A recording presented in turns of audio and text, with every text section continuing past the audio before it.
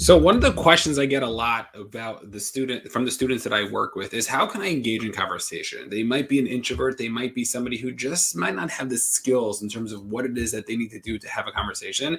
And we're not talking about sitting down for an hour and speaking with somebody, but we're talking about when you're online to go somewhere, or whether you're in your work or you're at school, wherever it is that you are.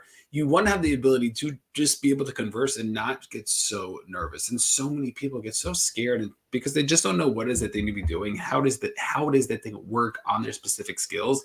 And because of that, they end up just not having so many conversations that might not lead anywhere necessarily, but who knows? And some of them might turn into friendships, some of them might turn into networking opportunities. Some of them might be just different experiences that you might hear about, which could be really, really interesting. So today I want to talk about different ways we can start to learn and figure out how it is we can communicate, just so we're not missing out on any opportunities, not having that FOMO. And for more importantly than anything else, just for our own self, we shouldn't be scared for us to do something specific. So let's talk about communication. And when we start about communication, one of the big questions I always like to start with is, why are you scared about it? It's one of the questions I ask all my clients when we start to talk about communication. Someone who really want to engage in this conversation, ironically, they want to engage in this conversation, but what is it that really scares you? And it's interesting because I think there are a bunch of different reasons. Some of them I think are tied together, and some of them are really separate. So number one is recognizing that when we have a conversation with somebody,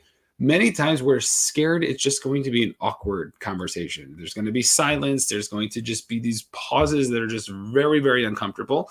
And nobody wants those pauses. Nobody wants those silences. And therefore, we're not going to engage because we don't want to risk having that awkwardness. I'd rather just stand awkwardly next to somebody, both of us knowing that we're not speaking, we're not engaging with one another, as opposed to having conversation and then just having these awkward pauses, and we're there. And it's happened to so many people. It's happened to me a bunch of times, and it is really awkward and it is very uncomfortable. But if we could start to learn specific skills or ways to ask questions to keep the questions going, the conversation going, then we'll be able to we won't be as scared to have those conversations. And I think so many times people have a fear because they don't want to be doing X, Y, and Z because they're just not prepared. And if we could start to recognize, hey, I can be more prepared for a conversation, even with a stranger, then guess what? Then I will be better off than I will be. And I remember when I was dating, there was this girl that I went out with, and I didn't realize, though, that on the date, it was a blind date that one of my friends set me up with. And I didn't know the girl beforehand. And I get to the date, and it was just so incredibly awkward. Like literally so awkward because she just didn't talk. And I remember on the beginning of the date, I'm like, I have no idea how I'm going to do this because I wasn't somebody who was such a big talker, such a big schmoozer. And I was getting so nervous because I don't know how long this is going to last because I don't know what I'm going to say. And I took it upon myself to sort of use that as an experience to allow myself to practice on speaking and communicating. Because I said, if I can speak to her, if I can have a conversation with her, then guess what? Like, I'm totally going to be fine with anybody else. So I used it and I started to work, and we actually had a conversation that was great. She wasn't the most talkative, but I was able to open up a little bit and really start to get out there. And I think that is one thing that a lot of people are so scared about. So what is that awkward silence, and what are we supposed to do to really work on that? And we'll give you some tips in just a second. So another thing that a lot of people are scared of is that they're scared they're going to say something silly. They're scared they're going to say something that the other person might disagree with, or it just doesn't make sense, or maybe it comes out funny, and therefore the other person can be like, what the heck did you just say? Like, what is it that you're talking about? And because of that, a lot of times people won't initiate a conversation because they don't necessarily want to be putting themselves in a situation where they're going to look bad or uncomfortable or whatever it's going to be. So recognizing that is also really important. Another thing that a lot of people are scared towards because they have this fear. They have this fear of how the person is going to react. If they're not sure how the person is going to react, there's this fear of maybe this conversation is going to bomb. I'm going to start a conversation. That person doesn't want to talk to me. Maybe they're going to ignore me. And really recognizing that most people are just not like that. It's really not the case. And most people might probably have a normal conversation, even if it's just for 20 seconds or whatever it is. So I think these are different areas where people might want to be able to start working on. There could be a time, though, that you're just not interested in having a conversation. I don't know. You're just like one of those days. You're just like, I want to go to the supermarket and come home. Like, that's it. I don't necessarily have to engage in conversation. And that's totally fine, too. And I think a lot of people might be able to really benefit from that also. But just recognizing that I don't have to engage, but I have the ability to engage if I need, or if somebody reaches out to me or speaks to me, I can have that conversation back to them.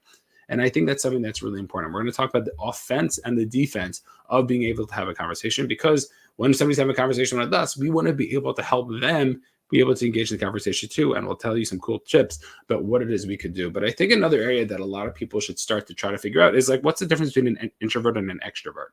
And I know there's like, I spoke about this a bunch of times, that there's this negative connotation around introverts, that they're not outgoing, they're not speaking, they don't know how to be able to engage in conversation. And a lot of introverts don't really care they don't engage in conversation. And I think that's totally fine. And just to recognize there's no bad or good. I'm personally an introvert when it comes to schmoozing one-on-one.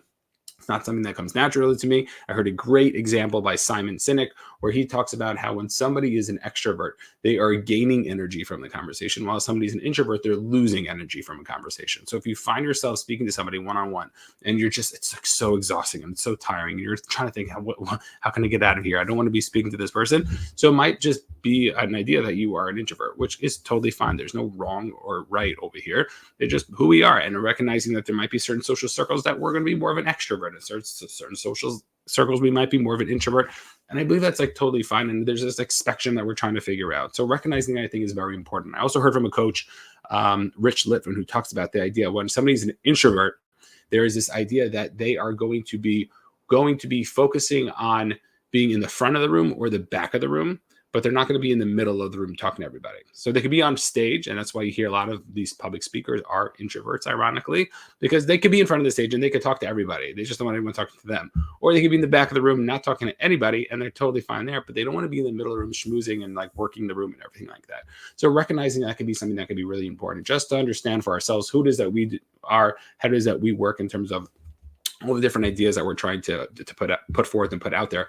But just recognizing that we have the ability to work on ourselves. We have the ability to learn the skills that are necessary to have a conversation.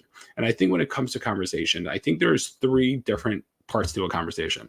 There's the beginning part, there's the end part, and there's the middle part. And what I mean by that is there is the initial starting of the conversation, how to start a conversation. There is how to end the conversation. And then there is the meat of the conversation, which is the conversation itself. And what's interesting is that most of the time we have the ability to prepare ourselves for the beginning and the end. So for example, if you meet someone in the supermarket, you can start a conversation by saying, "Hi, how are you? How was your weekend? How's your week going?" Like, you can have a conversation just by starting it any possible way. And having those questions up front could be something that could be really beneficial. I remember when I was in high school, there's one kid who I used to always start a conversation like, "Hey, how's school going?" And that was just my go-to. And it became like a joke because like he caught me on it. And every time I spoke to him, it was like, "Oh, how's school? How's school?" And that was like literally our whole conversation. And it was like, it was hilarious, but recognizing that you can start a conversation any way you want, and really just being able to have those lines up front could be something that could be really beneficial. On the back end, you're able to have certain lines to get you out of a conversation. So it's like, "Hi, sorry, I need to go use the restroom." That's always a good one. Or I need to go make a phone call, or I need to head out. Really nice meeting you. You can do these things that if somebody did them to you, you wouldn't really make a big deal out of it, but only because we're in our heads, we make a big deal out of it. And the question we now need to ask is, how can we have this conversation in the middle? And engaging in this conversation could be something that could be really, really scary. And this is where most people don't know how to do it. And I think number one is recognizing that there is another person on the other side of the conversation. There is somebody else you are speaking to. And most of the time, that other person is also going to engage in the conversation back to you. Because so many times we think we have to do everything. We have to do all the work. And there are certain situations that maybe you do have to do all the work, but most of the time you're going to have somebody else on the other side, and they're going to be able to engage in conversation as well. And it's our job to start the conversation and then keep it going, but also realize that we have to give them opportunities to be able to engage in conversation with us. So number one is recognizing that when we are having a conversation with somebody, we should give them things to hook onto or to latch onto. And what I mean by that is that when we are having a conversation with somebody, we should give them more information than just a yes or no question. And we're going to talk about open-ended questions and how we could continue a conversation just by asking questions that are going to lead to more ideas as opposed to yes or no questions. But when somebody asks us a question, we should give them more information than maybe they're asking for. And that's going to allow them to really attach onto different things. So if somebody would come over to me into a supermarket and say, "Hey, how's your day going?" I'm like, "Oh, my day is going really great. I was able to drop my kid off at school. I'm here at the supermarket, just got to pick up a couple of things, and hopefully going to be able to go out to dinner tonight with my wife." And what I'm doing there is I'm allowing them to tell them I have kids so they could jump into the kids game. They could talk about the supermarket game that we're both engaging in. Or they can say, hey, you're married, you're going out to eat. Where are you going out to eat? So I'm giving them information that they can start to latch onto, as opposed to saying, my day's good. And then all of a sudden, like, the conversation is dead already. So recognizing that you have to be nice also, and you have to be the one to also help out, engage the conversation, can be something that can be really, really beneficial to just the conversation. And recognize that you're not going to be stuck there forever. And if you're stuck there forever, you can have the excuse, you have your card to get out. You already know what it is that you're going to say. So just recognize that if you can start to give the other person some information, it's going to only be able to help the conversation. Another thing we need to recognize is that when we are the one being proactive about the conversation, we want to be the ones speaking about the conversation. We have the ability to ask open-ended questions. And what an open-ended question is a question that doesn't end with a yes or no. And we do that because we want to be able to ask a question. The difference between an open-ended question and a closed-ended question is, do you like pizza versus what pizza do you like? The answer to do you like pizza is a yes or no. What pizza do you like is, oh, I really like ziti pizza, or whatever it is, just my favorite, right? Or whatever it is that you're going to be doing. And what you're doing is like, oh, ziti pizza, that's so cool. What about it do you like? And you can start to ask those questions. And this is the trick, everybody. If you're looking for one thing, here is the one thing. If you are looking for the trick of how to ask an open-ended question, is you start the question with the word what. If you can start the question with the word what, that is going to open the doors to so much of a conversation. So the question that you need to ask is, what pizza do you like? What about it do you like? What restaurant do you go to get it? All these questions are just allowing the other person to be able to ask and to answer, not just with a yes or no, but you're allowing the other person to give you more information that you could latch onto their side of the conversation. So recognizing that could be really, really something important. And we're also realizing that when it comes to conversation in general, there's so many benefits to it. When we want to have a relationship with somebody, when we have a deep relationship with somebody, we have the ability to be able to converse with somebody, to be able to get to know the person. And maybe the person in the supermarket you don't care at all about, and like that's totally fine. But also recognizing that, we have the ability to possibly work on ourselves, to be able to work on different areas of our lives that could be really, really beneficial when it comes to all the different areas that we are looking for. So realizing that is going to be something really important when it comes to it. There could be different areas in our work that would be beneficial for our kids. We either have to learn how to have conversations with our kids just so we have the ability to be able to speak to them and have those conversations, and really for their sake to be able to teach them the skills that they're going to need in order to be able to have those conversations. I think so many people don't realize the importance about having conversations. They don't understand how to communicate. And there's so many different things that, we have the ability to just have such a deeper, more meaningful type of relationship. And all we have to do is just be able to put ourselves out there. So recognizing it, I think, would be really, really beneficial. If you have any questions, like always, feel free to reach out, and we're going to be taking you guys on the next one tomorrow. Stay tuned for that. And good morning to you also, for anybody who said good morning.